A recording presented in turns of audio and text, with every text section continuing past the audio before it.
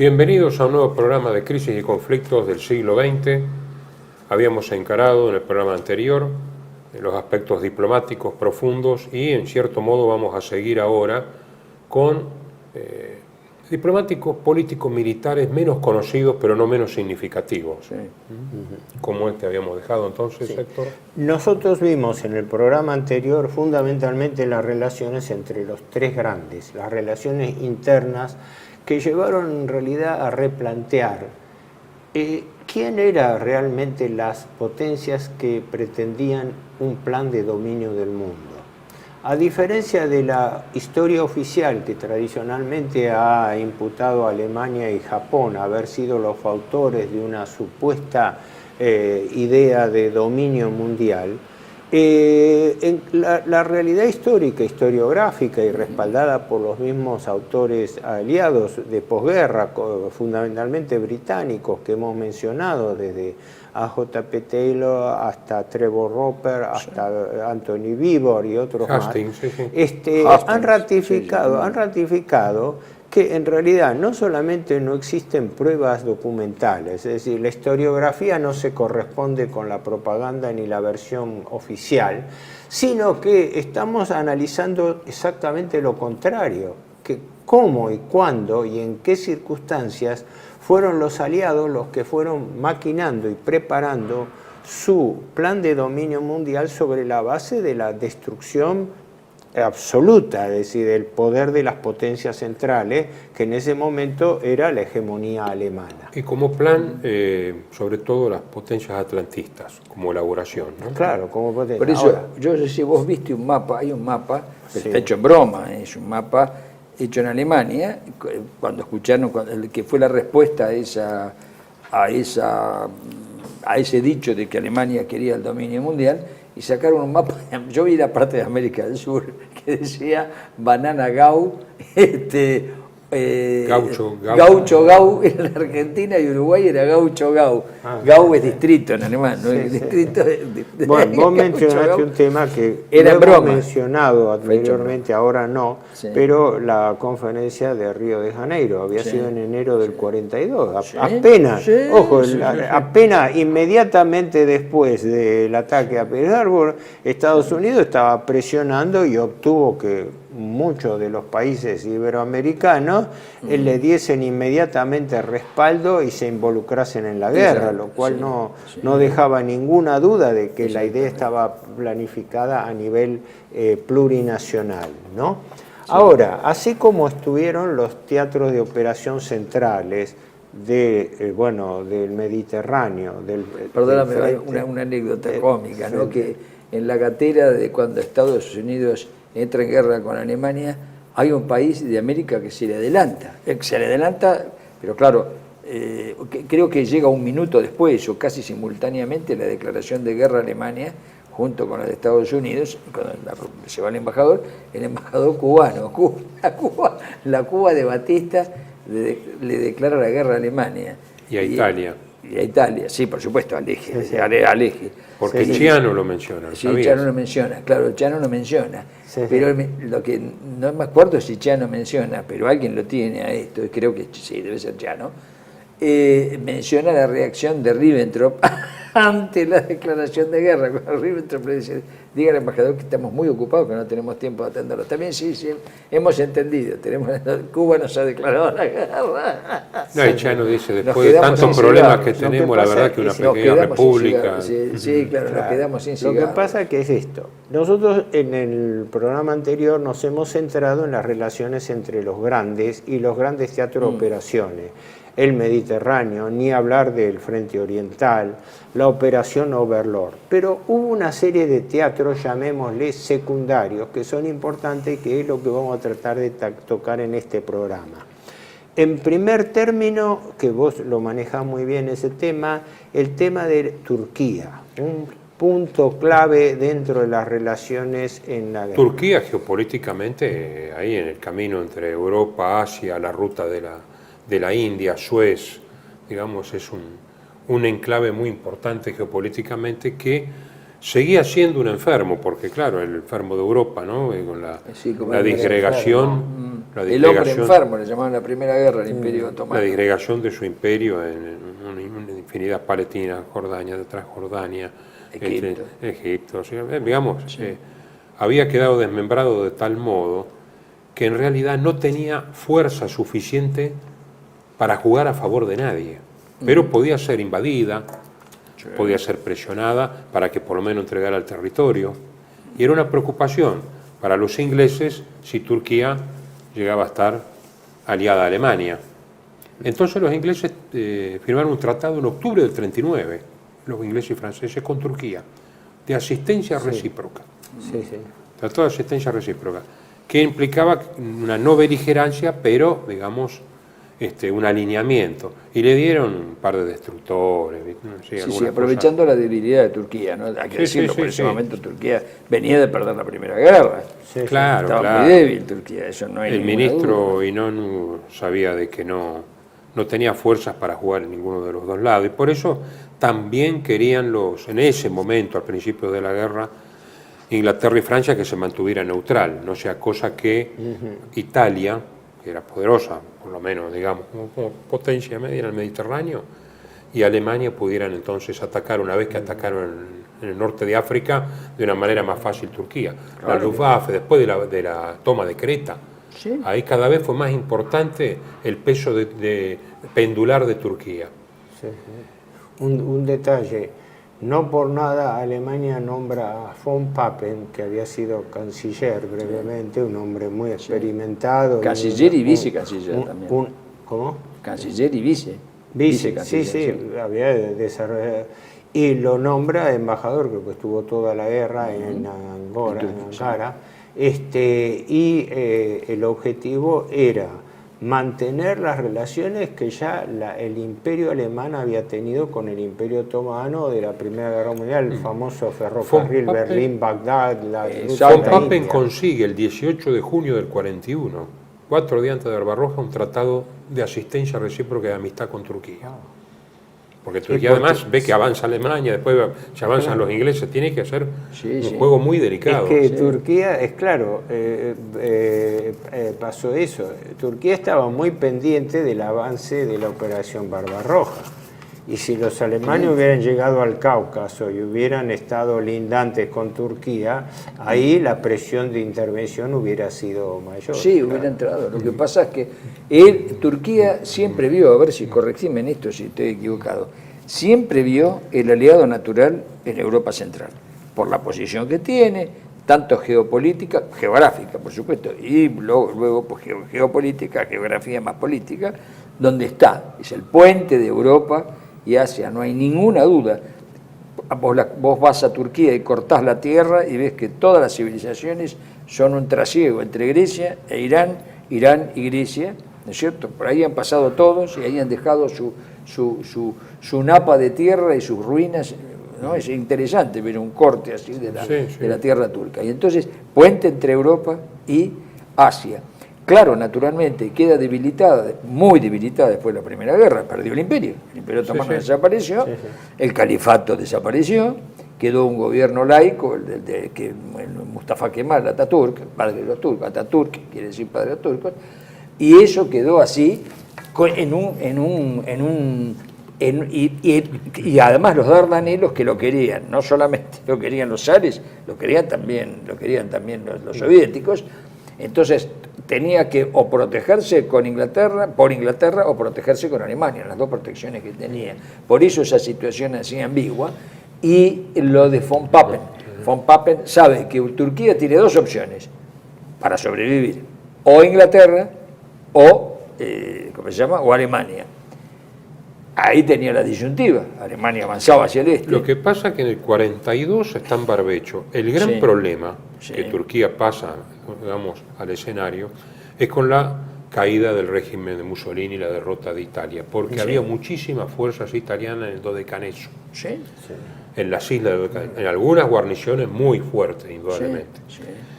Y Churchill inmediatamente, con la desesperación, no solo por el Mediterráneo, sino psicológicamente, estaba muy unido al Egeo por la empresa de Galípoli. Sí. que había fracasado y que había La sido la Primera factura Guerra. de él en la Primera Guerra La Mundial. del 15. Sí, sí, La del 15. Sí. Cierto. Entonces, ¿qué hace? Ordena inmediatamente al comando en el Cairo del Medio Oriente de que hay que ocupar las islas italianas con los italianos que se habían rendido, ¿eh? Con una guarnición inglesa fuerte, con armamento inglés, para enfrentar la indudable expansión alemana en el área, porque los alemanes habían ocupado Rodas inmediatamente con una brigada blindada, y se daban cuenta de que, bueno, había que ocupar el Egeo, porque aquí tenemos el tema del sur de Rusia y la Turquía, que iba a entrar en guerra al lado de los aliados, con lo cual era otro frente más. Sí. Entonces los ingleses hacen algunas operaciones muy rápidas, ponen mucho ahí, sobre todo indios y australianos. Sí, hindúes. Sí, hindúes, indios de la India, de su emporio. No es su, Emporio. claro, su imperio emporio. Y incluso con algunos paracaidistas toman Kos, con los 3.000 italianos que había, como la isla de ingleses, Kos. la isla de Kos. Sí.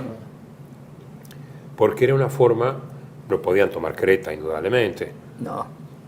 pero entre Malta y un dodecaneso controlado por ellos ya la situación cambiaba totalmente. No se olviden que estamos hablando, después de la caída de Italia, estamos hablando de septiembre, octubre, noviembre del 43. Sobre las costas de Turquía.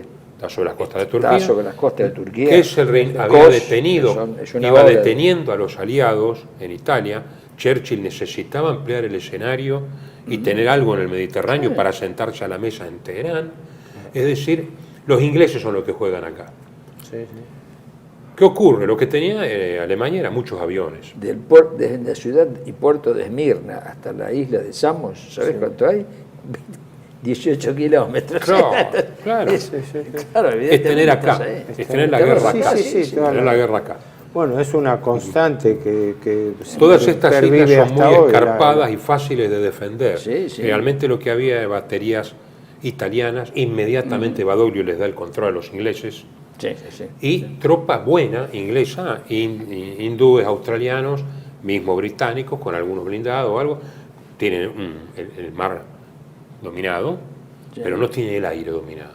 Es decir, no hay dominio del aire. Entonces la Luftwaffe lo que podía hacer era bombardear continuamente una isla como Kos, y los ingleses no pueden recibir la ayuda que necesitan, porque Eisenhower dice, no me interesa esta área. Y Tedder, el mariscal del aire, lo apoya. ¿Para qué vamos a comprometer? Eso es puramente estrategia británica y rusa, porque ahí el conflicto es entre Rusia. No hubo conflicto, pero digamos, de haberlo. Claro, por Turquía eso yo señalaba en el otro programa, esto es importante, las relaciones bilaterales entre Inglaterra y Rusia tuvieron sus bemoles que estaban fuera del alcance de la percepción norteamericana. Exacto. Sí, era una estrategia conjunta, pero con dos subestrategias muy bien definidas, incluso antagónicas. La cuestión es que los alemanes pueden bombardear Kos, no hay ayuda suficiente para los británicos, y con los paracaidistas que están en Atenas. Jamás hay que subestimar, acá no lo hemos subestimado, la importancia que tiene para los ingleses el Mediterráneo. Vos fíjate que con Gibraltar, desde la amenaza hasta cualquier cosa, le dijeron a Franco, pasando por la amenaza también, para que no se metiera en Gibraltar. Sí. Y para que no permitiera el paso de los alemanes, solo tuvieron que hacerlo con la que sí décima es cierto más. es que Turquía, dentro de este tironeo diplomático y también de presiones políticas, también era un hervidero de espionaje, de versiones, etcétera, porque el gobierno estaba atento. El acuerdo INONU que se había firmado en su momento fue una especie de meta de equilibrio que logró Turquía entre los dos bandos, porque la idea era que Turquía no quería participar en la guerra, es decir, había salido... obviamente, tenía una mala experiencia. Pero no solo una mala experiencia, tenía unas consecuencias catastróficas, porque no estaba en condiciones de guerra. Pero además, creo que después lo vemos con el Medio Oriente, ¿no? Pero ocurre lo siguiente. Estaba el famoso tratado o acuerdo Sykes-Picot, entre Inglaterra y Francia, que se habían dividido en el año 1916-17 el Imperio Otomano en todo el Medio Oriente. Así que los turcos, eso sí lo tenían presente, como quien dice. No estaban como para participar en una guerra como aliados. No obstante, Alemania retirada en Rusia y en retirada en Túnez, mueve a los ingleses, incluso Stalin, que ahora sí se podría presionar para que entre en guerra. La derrota inglesa en Kos con la ocupación alemana, donde ha habido una represalia inútil, han fusilado a más de 100. ¿Dónde eso? En Kos. En Kos. Italianos, jefes, algunos se salvaron porque demostraron que eran fascistas, bueno. Pero eso son esas cosas que ocurren cuando algunos mandos intermedios toman decisiones envenenadas por muchos años de guerra. ¿No? Pero la toma de Kos permite la toma de Leros. Leros sí, había 8.000 italianos, los ingleses ponen una cantidad enorme de tropas, hay artillería pesada, es decir, y Leros es mucho más grande y mucho más estratégica, está más arriba. Pero desde Kos, entonces, se puede bombardear Leros. Claro. Y Hitler dice, hay que, incluso da la directiva, hay que dominar el Egeo, porque se le viene encima el tema de Turquía, están retiradas en Rusia, y ponen mucha carne al asador para lo que tenían en ese momento. 600 aviones llega a haber, 360 en un ataque, es decir, ponen todo lo que había, incluso distrayendo de la misma campaña que estaban haciendo los aliados en Italia, y consiguen con la famosa Brandenburger, que es la Fallschirmjäger, los paracaidistas, tomar una isla escarpada que los ingleses pensaron que nunca iban a venir desde el aire. Toman Leros, hacen muchos prisioneros ingleses, a pesar de que el mar estaba dominado por los ingleses, y mueren 600 alemanes en la operación anfibia. Exactamente. Sin embargo, con los paracaidistas, y después viene por el Danubio, vienen unidades a través de barcos alemanas y toman la isla. Turquía se da cuenta quién domina el Egeo, pues los ingleses se retiran a Egipto, se tuvieron que retirar. Estamos hablando de poco antes del Cairo, octubre de Teherán, octubre del 43, y se quedan tranquilos hasta el fin de la guerra. Recién en febrero del 45 declaran la guerra. Ahí las operaciones clave venían de Salónica. De Salónica, quiero decir, como aeropuerto. Había aeropuertos en el Peloponeso, aeropuertos en Creta, aeropuertos en Salónica, y el puerto de Salónica para apoyo a operaciones alemanas.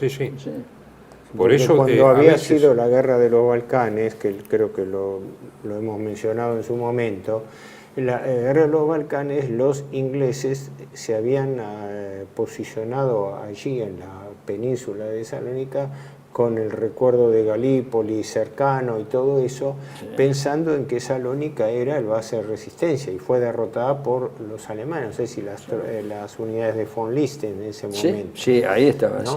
Y que entiendo que hasta que los alemanes tuvieron que evacuar Grecia fue el punto clave de partida.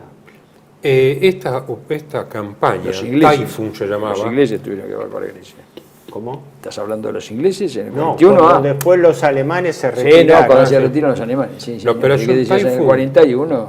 Esta operación Taifun de la toma del Dodecaneso es la última campaña de la Wehrmacht completada a full con éxito. Y la última victoria exclusiva, digamos, casi de Fallschirmjäger, de paracaidistas. ¿Y eso en qué fecha? Octubre del 43. Octubre del 43. Octubre del 43. Simultáneamente la conferencia simultáneamente. Por eso Churchill después siempre insistía, ven, los alemanes están acá en el Egeo y todo, pero no, ya estaba pensado en Francia. Claro. Es muy importante, para culminar en esto, el tema del espionaje, que aquí fue la operación más exitosa alemana también, del espía Elias Basna, Cicerón, que era muy amigo, digamos, frecuentaba mucho, incluso era hombre de confianza del embajador inglés, Él era mayordomo. Era mayordomo y era hombre de mucha confianza, pero Sí. mucha confianza, Sí. y alcanzó con una de esas mini cámaras que todavía valen muy caras, están por ahí, a fotografiar en tiempos de Teherán justamente, Sí. todos los planos de Overlord. Ah, Y se los envió a Alemania, vía von Papen y compañía, en microfilm, cobrando libras esterlinas Sí. de la operación Bernard, o sea, Sí. no eran falsas, se imprimían libras esterlinas en Alemania. Tenían no sé qué detalle que solo un experto máximo podía Sí, ver. como los dólares. porque en Alemania Como los existió dólares. el proyecto que se hizo, de se hicieron imprimir mucho, libras, hubo que cambiar la libra idea de esterlina. bombardear Londres con Hubo que billetes. cambiar la Libras y libra dólares se esterlina. hicieron. Los dólares eran mejor que los originales. Eran de una calidad excepcional. Los Así los han que visto, no le dieron bolilla, dijeron, bueno, pero esto podría ser, podría no ser, se planteó, y bueno, como tantas Pero oportunidades tengo perdidas. entendido que después de la guerra, este Sichero Sí. Cicerón Sí. hizo un juicio de Alemania porque Porque le le habían habían dado- pagado con plata falsa. Plata falsa. No. Sí. Sí. Y murió en un accidente de tráfico, creo que en el Cairo, así también en circunstancias medio. Bueno, pero vamos ahora al otro bloque.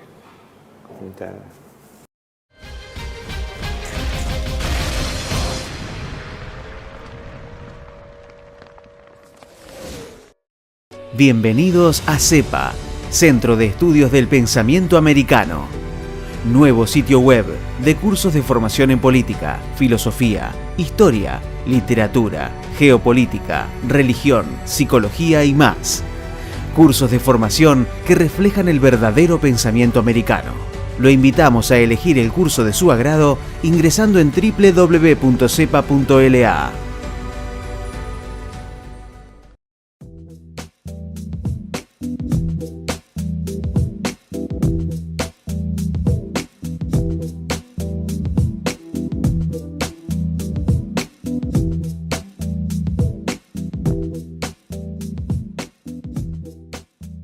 Decir siempre la verdad primero tiene un precio. Pero todos los días, en cada programa, en cada reportaje, en cada esclarecimiento, descubrimos que decir la verdad vale la pena. Decir siempre la verdad tiene un precio. Pero cada vez que recibimos tu apoyo, entendemos que seguir luchando vale la pena. Dependemos de tu ayuda. TLB1. Toda la verdad primero.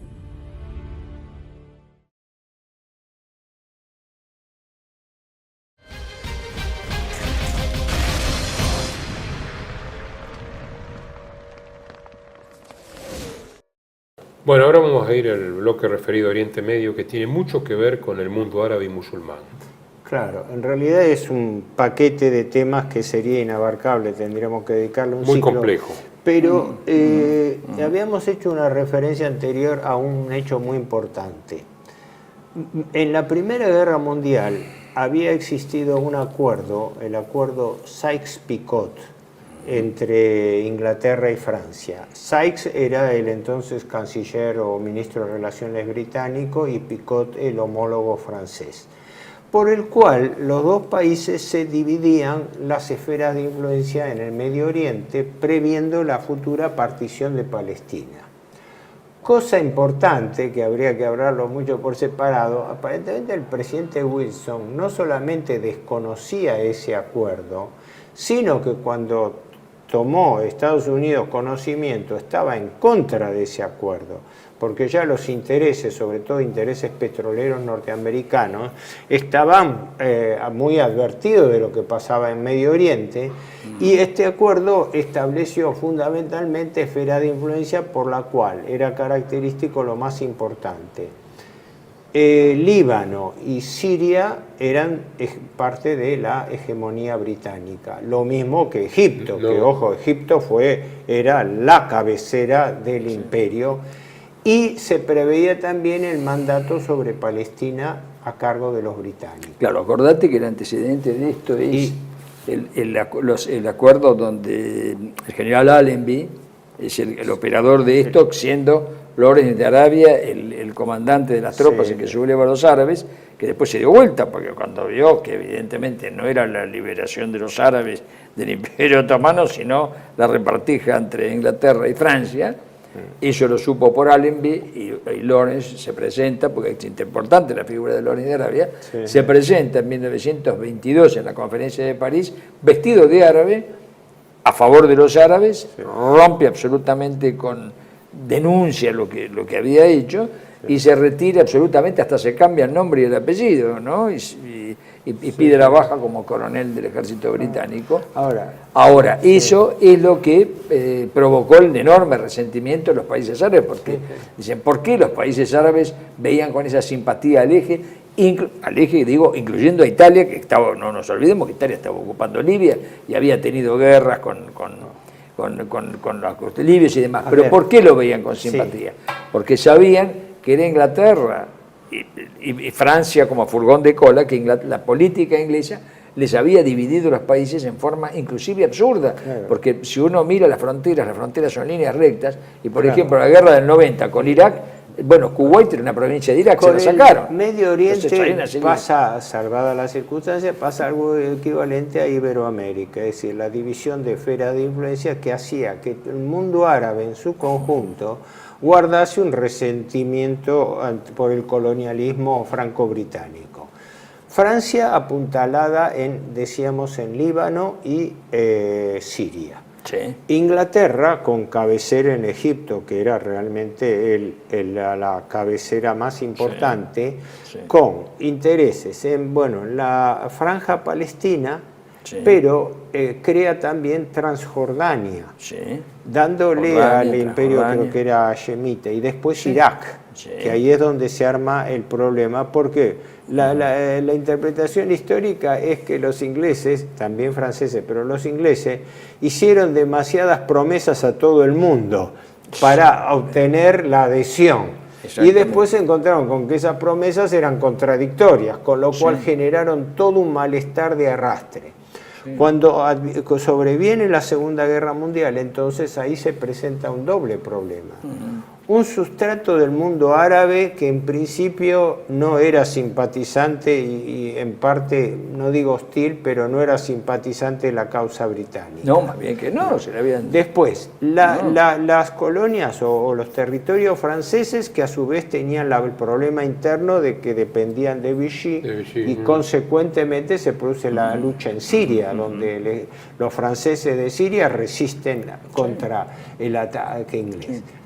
Y ni hablar Irán, que había sido ocupada también, aunque Irán no pertenecía al mundo árabe, y después la guerra en Irak contra Rashid Ali. Claro, Rashid el reino hashemita. Generalmente las élites negociaban con los británicos, pero no el pueblo era hostil. Así que era muy fácil que con la movilización, digamos, de la gente y las protestas en momentos de crisis, como Rashid Ali, muy amigo de un personaje muy influyente que era el mufti de Jerusalén, Amin al-Hussein, ¿no? Hace un golpe de Estado. Golpe de Estado que creo que es por mayo. En el 41. Abril-mayo. Del 41. 41, sí. Con este golpe de Estado, porque lo presionaron, ahí sí, que el reino hashemita declara la guerra al eje. Y el golpe de Estado se hace pro-eje, y ahí hay una guerra anglo-iraquí, una operación de Wowell. Wowell estaba en el Cairo y era comandante del área. Exactamente, le correspondía, además, le correspondía. Entonces ordena la invasión. Por supuesto no tenían los recursos de los ingleses, siempre mandan adelante a los gurkas, a los australianos, y siempre van también en unas unidades británicas. Pero en este caso, Irak estaba limitando con Siria. Entonces, en Siria exige a Alemania y obtiene de Vichy. De Vichy, no me acuerdo si era de Darlan o que repostar aviones de la Luftwaffe en Siria. Y mandan bombarderos Heinkel 111, Casa Messerschmitt 110, aviones de transporte, pero con la operación de Creta tienen que sacar los aviones de transporte y no pueden por esta apoyar fecha, Por esta fecha se forma un partido político, ¿no? Los alemanes intervinieron también en Irak en favor en de Irak, Rashid estamos Ali. hablando de Rashid Rashid Ali. Sí. Intervienen, pero intervienen con lo que tienen, que es Y una aviación. quinta columna en Irán también, porque Irán, Sí. Siria, bueno, ya sabemos, y ahí dejan en Siria, no te olvides que crearon, bueno, contribuyeron, no es que crearon ellos, pero el partido Baath, Sí. que todavía está en el poder con Sí. Bashar al-Assad, Sí. el partido Baath, el padrino de la fundación del partido Baath es Rudolf Hess. Mirá vos, es Rudolf Hess. Si se formaron partidos pro-alemanes, es decir, claro, ante esa situación y el avance alemán en África, evidentemente los países árabes se alinearon contra África, contra Inglaterra, y allí surgió, no sé si lo podemos mencionar a eso, es decir, una rectificación de la política de Mussolini, porque Hitler sugirió, a través de sus conversaciones con el gran mufti de Jerusalén, con Amin Hussein al-Husseini, sugirió, bueno, que en el futuro, contemplar en el futuro la posibilidad de que hubiera una gran revolución árabe, desde Marruecos hasta Irán, una revolución musulmana, perdón, porque ahí algunos son árabes y otros no son árabes, es decir, una revolución islámica, y eso, pero no en el sentido de una explotación, como de alguna manera, de hecho, como colonias, sino como un cinturón defensivo de Europa, es decir, convertir lo que después se habló de la amenaza árabe, la amenaza musulmana sobre Europa, como la media luna que amenaza a Europa, en este caso revertir la situación y crear un cinturón de seguridad auspiciando eso es una geopolítica, Lo ¿no? vamos a ver en detalle, simplemente que no pudieron resistir el embate de los ingleses porque era solo aviación, y había aviación italiana también, y al-Rashid se fue a Alemania, y después se encuentra con el gran mufti. Acá están las resoluciones justamente de lo que vos decías. ¿Ese qué libro es? El de Caballero Jurado. El Caballero Jurado, Voluntarios Árabes en la Wehrmacht. Directivas del Führer número 30 y 32. Führer Comandante Supremo. El movimiento de liberación árabe es nuestro aliado natural contra Inglaterra en el Próximo Oriente. Ya. En este contexto, la insurrección en Irak es particularmente importante porque fortalece todas las fuerzas hostiles a Inglaterra, más allá de la frontera iraquí, afecta a las líneas de comunicaciones inglesas y obliga a emplear tropas y buques ingleses a costa de otros teatros de guerra. Por lo tanto, he decidido acelerar la situación en el Próximo Oriente apoyando a Irak. En coordinación, enviar una misión militar, la Luftwaffe, ministrar de armas, la misión militar, asesorar a las fuerzas iraquíes, establecer contactos militares, etc. Después pensaba, ¿no?, además del empleo, de que en el futuro, si esto tiene éxito, digamos, la defensa de Irak, hasta España deberá plantearse la cuestión de si está preparado o no para cooperar con la expulsión de de Gibraltar, ejercer presión sobre Turquía e Irán, que aumenta la posibilidad de hacer uso directo o indirecto de estos países en la lucha contra Inglaterra, las batallas desde Libia a través de Egipto, Bulgaria a través de Turquía en ciertas circunstancias, desde Transcaucasia a través del Irán. O sea que había un plan geopolítico también. Claro, acordate que el objetivo último en el frente del este era pasar la frontera de Irán. Teherán era lo último, Irak, y cerrarse que el Africa Corps, reforzado por supuesto, avanzara, una vez que tomara el Cairo, avanzara hacia Siria, y se encontraron, creo que el punto de encuentro era Damasco o Irak. Cuestión de cronología. En los croquis rescatados de Rommel, él había previsto que en caso de la toma de Suez, las tropas alemanas se dirigían a lo largo de la costa del Mediterráneo hasta el norte, porque eso hubiera influido sobre la neutralidad de Turquía. Y los que estaban en Rusia cruzaban, llegando a Bagdad. Y el ataque. Creo que el punto de encuentro era Bagdad. A Rusia, sí. Ahora, un capítulo importante, Palestina. Justamente porque se daba primero una situación paradójica. A diferencia de lo que la gente puede creer, las relaciones entre Alemania e Italia y las asociaciones judías en Palestina, antes de la guerra, habían sido favorables, ¿no? Es decir, Mussolini incluso, se lo había considerado sionista. Incluso durante la primera parte de la guerra. Es claro, había una alianza estratégica, por así decirlo. Tenían el enemigo común. Una alianza estratégica, pero quiero decir, la derecha sionista, el revisionismo sionista. Antes de la guerra, el que iba a ser después primer presidente de Israel, Chaim Weizmann, tuvo una o más entrevistas con Mussolini, donde efectivamente Mussolini, con mucha habilidad, porque era un hackeo al mandato británico en Palestina. Además, O sea, además Mussolini era espada del Islam, había recibido la espada del Islam. Sí, la había recibido. Hay una foto famosa, digamos. Sí, está todavía, la familia la tiene, está ahí en Predápila. El mismo gobierno alemán, el famoso Adolf Eichmann, había estado antes de la guerra en Palestina en contacto. Sí. Me acuerdo de un libro de un periodista italiano, ítalo-norteamericano, pero apellido Gervasi, ¿no?, que hablaba de las reservas que tenían con respecto a la influencia alemana en Palestina, porque creo que el principal banco que operaba allí era el Dresdner Bank alemán. Entonces los ingleses estaban advertidos de que el eje les iba ocupando. Después eso se interfirió con Al-Hussein, con la mayoría árabe, ¿no? Sí. Pero los ingleses habían resistido la inmigración a Palestina. Tanto así que, a pesar de la declaración Balfour, a pesar de la declaración Balfour de 1917 que le reconocía el hogar nacional judío, pero no lo delimitaba. Y por eso durante la guerra Inglaterra concede la independencia de Transjordania, que ahora es el reino de Jordania, Hashemita y todo, a fin.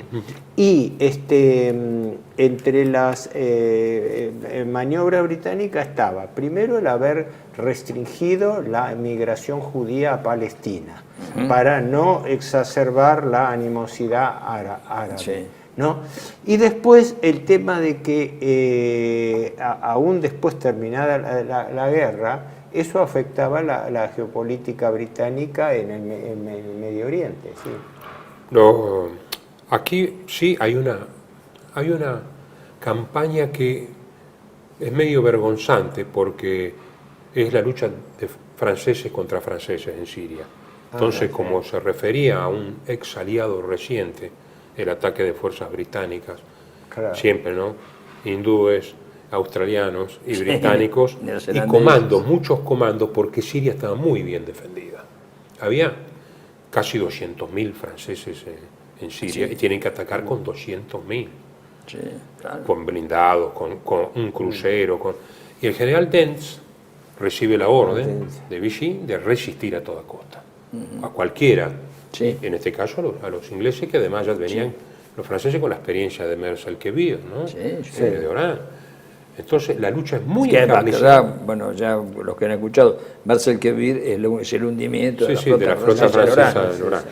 Pero, por parte de los ingleses, ¿no? Claro, a las pocas semanas o días de caído Francia, y pese a que la flota francesa se había refugiado en el puerto de Orán, en Mers-el-Kébir, por un ataque sorpresa, los británicos y en este caso, comando sorpresa, toman los distintos puntos de acceso fácil a Siria y al Líbano, que es invadida por todas partes. Ponen todo los ingleses, incluso una fuerza de franceses libres, de gaullistas. Y hay sucesivas batallas, primero en Líbano, y después se van acercando, digamos, hasta Damasco. Al-Kishwa, entre Al-Kishwa y Damasco, es la lucha fratricida, digamos, entre hermanos, pero encarnizada a full. Claro, fue más revulsivo la presencia de los gaullistas de los ingleses, claro. Con los ingleses había una tradición de pelea de la Francia de la Edad Media, pero realmente fue muy sangrienta esta campaña. La aviación alemana fue expulsada, digamos, después del tema de iraquí, así que no podía hacer poco y nada. No podía, era una operación a gran distancia y no, digamos, entonces no tenían aliados. No tenía aliados en el campo de batalla. Todas las operaciones en el año 41. Inmediatamente después de Irak viene la operación en junio-julio de Líbano-Siria, que es ocupada, incluso hay fusilamientos. Es muy dura esta campaña. Y después va a venir la de Irán, que no es un mundo árabe, pero hay que decirlo, ¿no? Que repetimos la resistencia ahí en Siria la hace después el partido Baath, lo que después fue el partido Baath, pero que ya existía, ¿no? Es decir, hay No, pero en el caso de Irán fue un doble golpe. El golpe de la impune invasión militar anglo-soviética y el derrocamiento del Shah Reza I, que era en realidad el padre de la patria de la Nueva Persia, que se llamó Irán.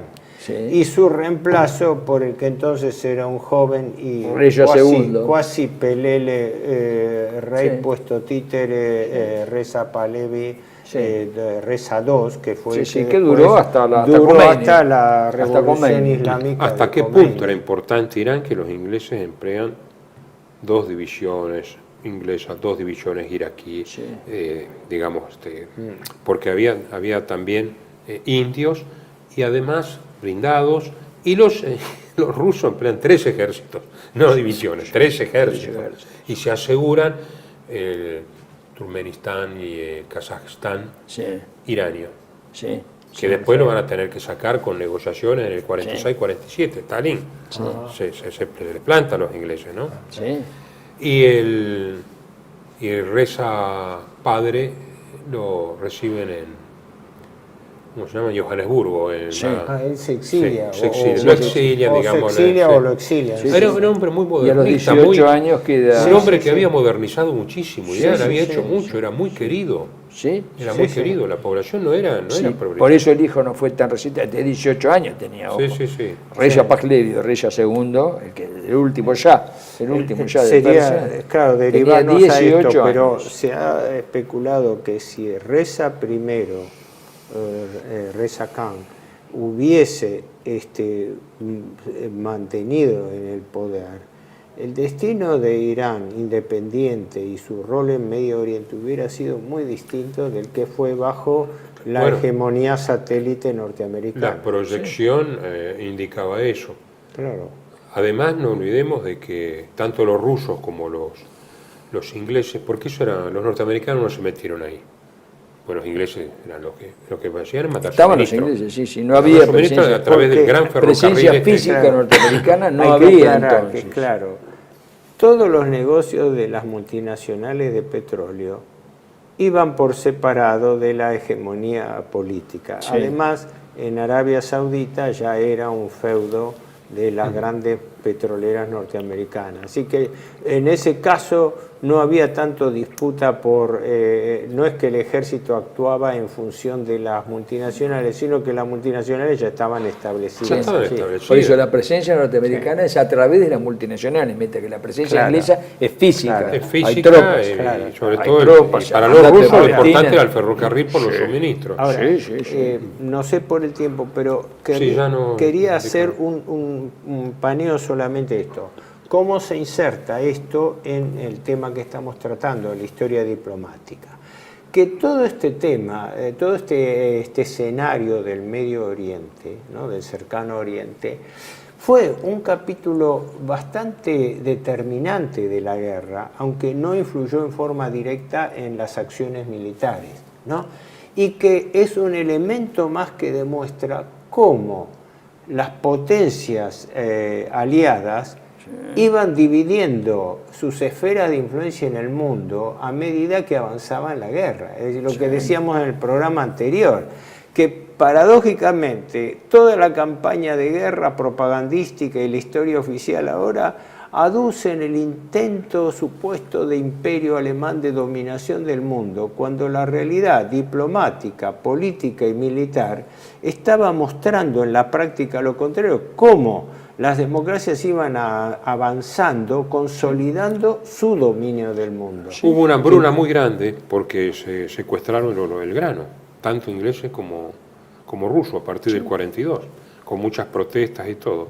Tan es así que el gobierno revolucionario de Khomeini presentó a las Naciones Unidas reivindicación y recompensa por todo lo que había sufrido Irán con estas potencias. Y todavía están esperando una respuesta.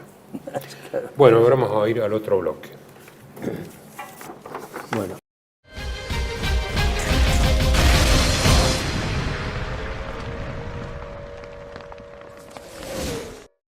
Bienvenidos a CEPA, Centro de Estudios del Pensamiento Americano.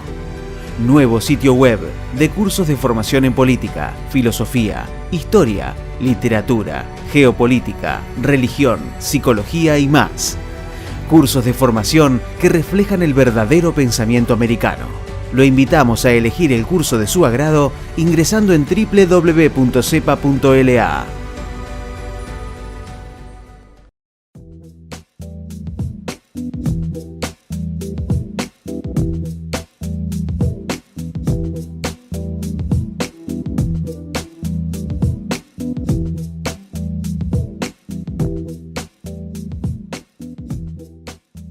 Decir siempre la verdad primero tiene un precio. Pero todos los días, en cada programa, en cada reportaje, en cada esclarecimiento, descubrimos que decir la verdad vale la pena. Decir siempre la verdad tiene un precio. Pero cada vez que recibimos tu apoyo, entendemos que seguir luchando vale la pena. Dependemos de tu ayuda. TLV1. Toda la verdad primero.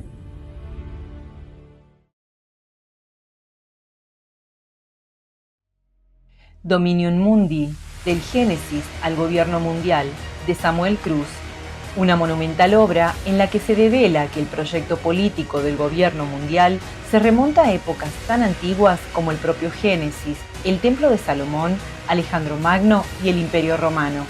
Historias que tienen en común su temprano interés por el control del dinero, de las armas y de la narrativa, las herramientas predilectas de las élites dominadoras para moldear a las masas y llevarlas a aceptar una autoridad mundial. En esta, su segunda obra, el autor recopila y conecta los eventos históricos que han sido alejados del conocimiento público porque la verdad no es conveniente para los poderosos del mundo. Dominium Mundi, del Génesis al Gobierno Mundial, disponible en Amazon en formato físico y Kindle.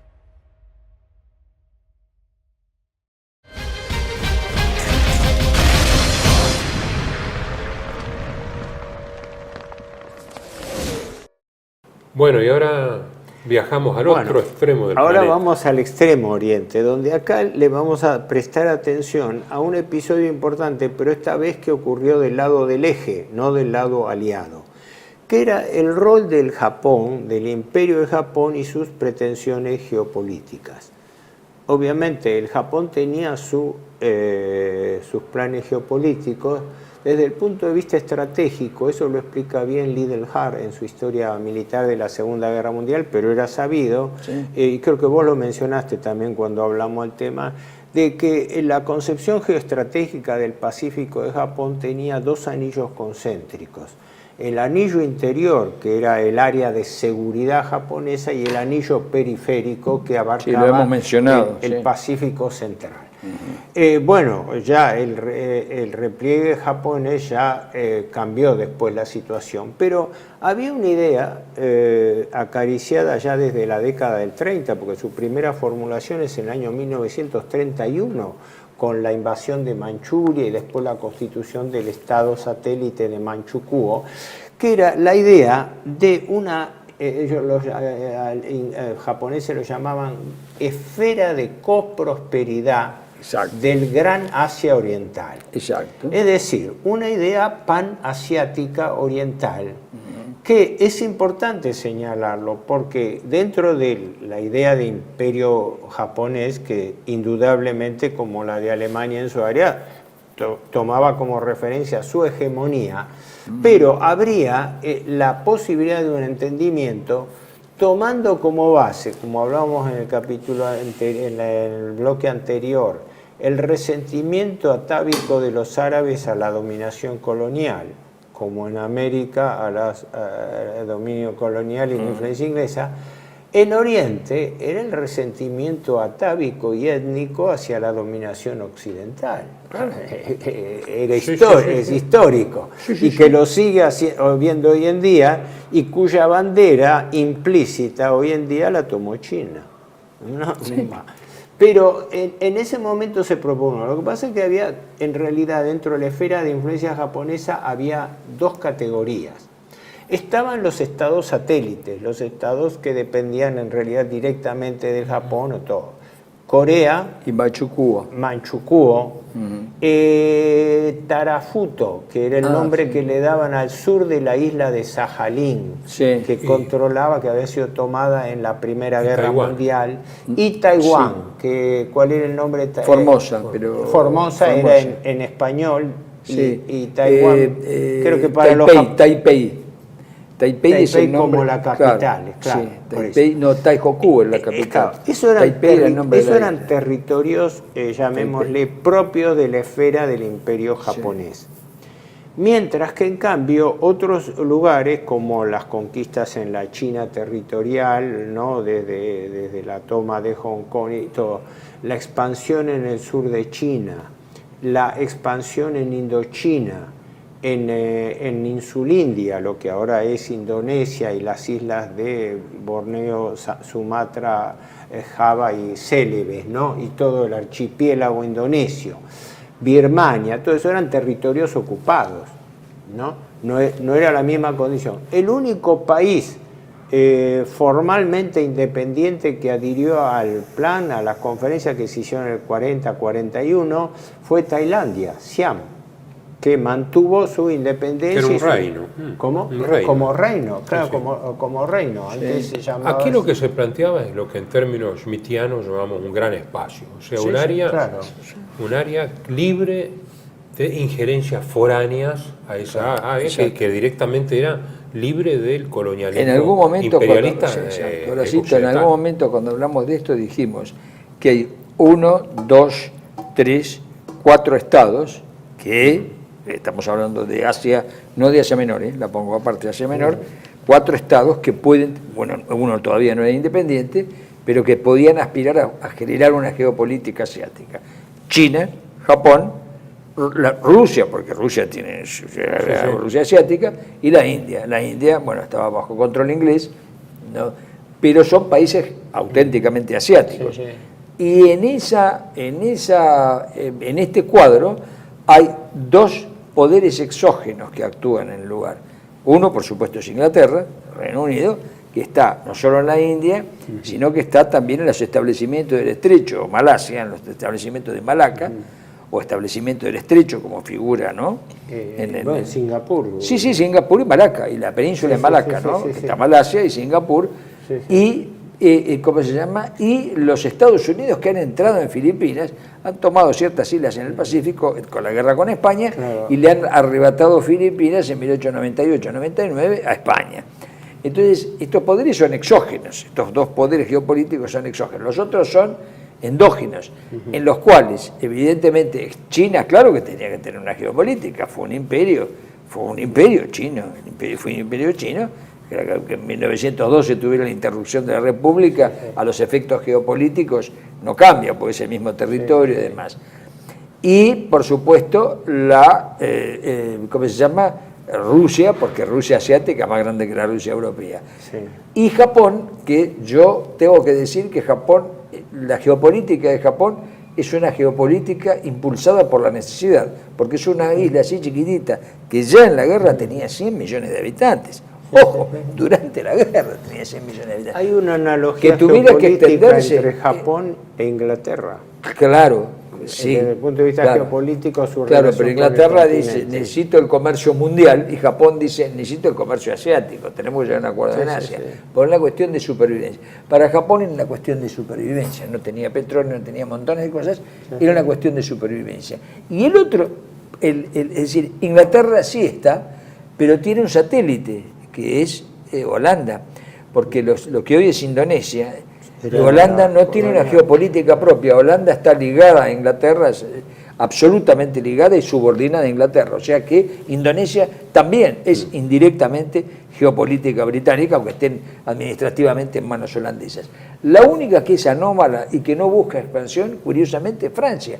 Porque Francia, que es Indochina, o sea, lo que es Vietnam, Laos y Camboya, no se expande, se mantiene allí. Es como un enclave económico que no tiende a expandirse y que trata de llevarse bien con todo lo que lo rodea, no busca conflicto. La esfera de coprosperidad de la gran Asia Oriental es una moneda con un anverso y un reverso. Hay un principio idealista, espiritual, que es el tema de Asia para los asiáticos, en el sentido profundo, ¿no? La Gran Asia, porque tienen culturas muy afines, frente a lo que justamente es esa alteridad, hoy para emplear una palabra en boga, de lo que es un Occidente que ya veían ellos como materialista y corrompido. Y colonialista. Claro, no, como que, pero que imponían la mentalidad colonialista, digamos, también. Imponían la mentalidad, no era solo la explotación, sino la mentalidad. Y después estaba el ejército, la marina, que acompañaban porque sabían que necesitaban recursos para la guerra, que ya se venía a venir, porque la formulación así es de un gran estadista que fue el príncipe Fumimaro Konoye. El príncipe Konoye. En el año 38 lo formula así, aunque ya venía desde los principios de los 30. Fue primer ministro, antes de Toyo y después de Toyo, ¿no? El último, el final estuvo el príncipe Konoye. Y en junio del 40 se lo formula. Pero claro, la guerra, las vicisitudes de la guerra hacen que no vaya pasando de la declamación hasta que en el 43 se hace la gran reunión en Tokio, ¿no?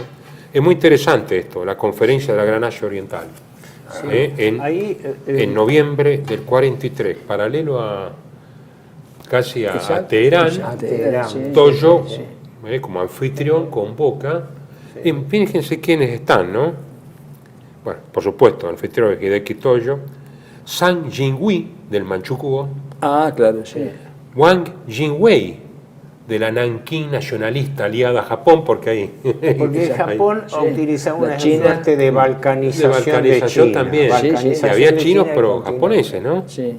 Bao Mau de Birmania, fue un tipo importante, ¿no? Sí. José Laurel de la Segunda República Filipina. Es importante porque después, ahora en la posguerra, había un presidente Laurel que creo que había sido hijo o nieto de Laurel, que había estado bajo los japoneses. Pablo Bollo tenía muchos datos sobre lo que había pasado, porque él estuvo en Filipinas y hablaba de esa colaboración. El príncipe Wan del Reino de Tailandia, que era el aliado japonés independiente. Era independiente. Y Subhas Chandra Bose, una persona muy particular, muy importante, que era el representante del gobierno provisional de la India Libre. Sí. La otra cara era la moneda de Gandhi. Porque claro, ellos habían estado juntos digamos, en la lucha contra los ingleses, pero consideraba que la teoría gandiana. Se separaron, pero en realidad Gandhi, Mahatma Gandhi y Subhas Chandra Bose. Hay fotos que están bromeando los dos. Los dos son los fundadores, después llamó Congress Party en la India, el Partido del Congreso, eso fue posterior, pero en realidad los dos, la independencia en la India tiene dos cosas, la pacifista, por llamarle así, de Mahatma Gandhi, y la belicosa de Chandra Bose, pero que estratégicamente son lo mismo, el brazo armado, uno es el brazo pacifista y otro el brazo armado. Chandra Bose es un hombre de acción. Exactamente, y él dice, pero tenemos Mahatma que tener Gandhi, un ejército de la India libre. Sí. Pero Mahatma Gandhi, y esto es lo curioso, hace muy poco, hace 3 o 4 o 5 años, al nieto o bisnieto de Gandhi, creo que al nieto, lo echaron de la Fundación Gandhi porque publicó la correspondencia que tenía con el Reich alemán. Es decir, Mahatma Gandhi tomó contacto con el presidente, con el jefe de Estado alemán del momento, y entonces estableció una correspondencia que después eso lo hizo Chandra Bose porque quedó que la gran alianza pero lo hace Gandhi y eso se publicó ahora, y cuando publicaron eso lo echaron al nieto de Gandhi de la Fundación hay cosas anatemizadas muy importantes. En realidad la India ganó su independencia. La habilidad de Gandhi fue su adhesión a Gran Bretaña, porque en ese momento, después de la pérdida de Birmania, los ingleses tenían a Japón frente a la India con la posibilidad de que hubiese un levantamiento generalizado del Indostán de entonces, ¿no? En contra de ellos. Y ahí es donde aparece Gandhi, que con su pacifismo y todo, donde actúa en favor de Inglaterra, donde la gran carta de canje era el apoyo durante la guerra para el compromiso de independencia de posguerra. Claro. Que después lo tironea Gran Bretaña. Por eso dije que es la misma estrategia, pero que se divide. Chandra Bose directamente dice, no habrá la India. Gandhi también piensa lo mismo, pero cuando ve a los japoneses en la frontera y ve que no tiene salida, que Chandra Bose está aislado de esto, opta por esa opción de decir, bueno, seamos pacifistas y nos van a dar la independencia. Chandra Bose viaja a Alemania cuando todavía es aliada, la Unión Soviética, va a Berlín, y allí intenta hacer una legión india independiente, pero había poco material, digamos, humano, porque muchos indios tomados prisioneros, hindúes, claro, uno dice, también lo distinguimos, pero yo también tengo esa confusión. El nombre propiamente entiendo que es indio, de la India, porque hindú se refiere a la cultura y a la religión. Lo hacemos, digamos, porque viene la palabra hindú. Sí, pero bueno, pero estamos hablando, se entiende, ¿no?, de los prisioneros del ejército británico del norte de África y en otras operaciones anteriores. Pero creo que consiguen 3.000. Por ejemplo, eran pocos los prisioneros, digamos. Sí. Pero en Montecassino fueron bastantes. Ahí se reforzó. Pero ahí se da cuenta Chandra Bose, se deslumbra con Alemania porque es un tradicionalista. Dice, acá los roles están bien definidos, hay jerarquías. Esto lo explica muy bien Calvo Corés y Quince, ¿no?, en la Segunda Guerra Mundial en Oriente, hacen todo un capítulo sobre Chandra Bose. Pero sabe que no tiene material. En cambio, la cantidad que puede reclutar de indios con el avance japonés va a ser mucho mayor, que efectivamente son más de 100.000. Aunque en operaciones haya un tercio. Porque no hay armas. No hay armas, pero era apoyo. Alemania llegó, pues sabes muy bien, la Legión India, encuadrados en las Waffen-SS. La Legión India. Los japoneses lo aprovecharon más como un elemento de, ¿cómo se llama?, logística en las operaciones con la India. Además, ellos sabían que si caían prisioneros no lo iban a pasar muy bien. Sin embargo, en eso licuaron bastante bien la cosa, porque hubiera sido un escándalo, ¿no?, liquidar indios por indios, digamos. Pero después de la guerra, Chandra Bose es entregado y fusilado. Chandra Bose creo que sí. Intenta, le ponen los japoneses un avión y le pasa lo mismo que a Sikorsky cuando sale de Taiwán. Iba a ir a Rusia, Stalin lo iba a recibir, o lo iba a permitir. Hay un libro alemán, por aquí lo tenía anotado, que recién sale, que a mí me parece que no es bueno. ¿Sobre este tema? No, sobre el tema en general. Ojo, que acá no hemos entrado a un tema clave, que era las relaciones ruso-japonesas, donde Japón se cuidó especialmente de mantener buenas relaciones con la Unión Soviética, que después fueron mal pagadas porque... Es alemán, pero tiene un apellido muy raro. Daniel Motadel, que enseña en Londres, y lo sacó Alianza recién, un libro muy caro, Los musulmanes en la guerra de la Alemania nazi, en donde insinúa, entre otras cosas, que Hitler quería ser musulmán. Yo creo que toma una conversación de sobremesa donde dice que es una religión viril y muy importante, más fuerte incluso que la cristiana, pero de ahí que quiere ser musulmán. Por supuesto. Pero dice que Chandra Bose lo matan. Yo tenía entendido que había sido después de la guerra entregado a la India y todo, y ante la rivalidad de la posguerra era, pero bueno, no parece que ahora, tiene un monumento enorme en Calcuta. Actualmente. Ahora, claro, fue uno de los padres de la independencia de la India. Redondeando esto de la coprosperidad. El capítulo que hay que preverlo. Una de las pruebas de que Alemania y Japón no tenían pretensiones de dominación mundial es que nunca hubo una... ¿Cómo? Lo dijo muy bien. Creo que lo dijiste algunas veces antes. Pero una de las pruebas, quiero decir, es que se ha señalado que los dos países nunca tuvieron un acuerdo formal ni coordinaron específicamente sus acciones. Y una de las claves fue la relación con la Unión Soviética, porque cuando Alemania invade con la Operación Barbarroja en junio del 41, le pide o da a entender que esperaba la invasión japonesa, ¿no? Porque eso hubiera tenido un desenlace inevitable en el frente Rusia no iba a poder sostener dos frentes alejados y consecuentemente la falta de participación japonesa dañó en gran medida, fuerte, medida determinante la, ¿cómo se llama? La ofensiva. Sí, permitió la ofensiva de la contraoperación Tifón.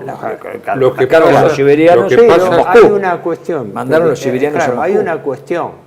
Ahí es donde se demuestra la colaboración norteamericana, porque ahí es cuando Estados Unidos, antes de intervenir en la guerra, para aliviar la presión rusa, empieza su campaña de provocación contra Japón, donde empieza a exigirle que retire las tropas de China, que le empieza a bloquear el petróleo de Insulindia, que le confisca los bienes alemanes japoneses en Estados Unidos. Y entonces, claro, eso desajusta la estrategia japonesa, porque los japoneses ven venir el estrangulamiento del lado norteamericano, que a ellos les afectaba más que el ruso, y de ahí que no prevén participar en la guerra contra Sí, hay un problema también muy claro militar. No tienen tanques. Sí, No hay habían tanques. cobrado. Y si hay algo que tiene Rusia son tanques. Ya habían cobrado Sí. mucho. Pero además el pacto Sí, Mukden, tripartito, ¿no? el pacto tripartito era defensivo. Claro. O sea, que si Japón era agredida, sí tenían que intervenir Alemania e Italia. Y Rusia pero se cuidó no muy bien agrede. de eso. Rusia se cuidó muy bien de era- eso, pero sabía que si había un enfrentamiento iba a ganar. Sí. Los tanques soviéticos eran montones y los japoneses pero era digo, muy liviano, muy liviano, yo las tintas, señalo sí. la importancia de que este apoyo geoestratégico fundamental de los norteamericanos se produce antes del ataque japonés, o sea, fue No, obviamente, producto pero de ya que venía por cuando- el gran mercado de China, digamos. Sí, es que sí, el Spengler en el año 36, con esto cerramos el ciclo, Sí, sí. fallece, pero 3 años antes, en años decisivos, dice Sí. que Japón está en un avance, que es una nación próspera, etcétera, etcétera, etcétera. Dice, no tiene rival alrededor, salvo los Estados Unidos, que son un enemigo serio. Claro. Porque es una lucha por los mercados y por el gran mercado de China. Porque suponete que Japón hubiera dicho, bueno, ataco. Lo único que podía atacar a la Unión Soviética era por agua. Sí, por agua lo podía hacer, pero no podía tomar territorio porque no tenía la suficiente tropa. Así con Pearl Harbor, al revés con Rusia, atacar Vladivostok y demás, sí, pero hacerles un descalabro. conclusión. Pero marítimo, no terrestre. Una conclusión que le Concluimos cito por- al amigo Sí, común, ¿no? Nuestro, Pablo Bollo, que Pablo me decía alguna vez, dice que Japón después, ¿no?, tuvo la habilidad oriental de que dio la independencia a la mayoría de los países ocupados antes de rendirse, lo cual le generó dolores de cabeza muy grandes a los aliados, como en el caso de Indochina y otros más, o sea, pero la idea de esfera de coprosperidad ahora la tomó China con el acuerdo que se hace en Bangkok, ¿no? Pero bueno, eso es Bueno, otra historia. hasta el próximo programa. Bueno.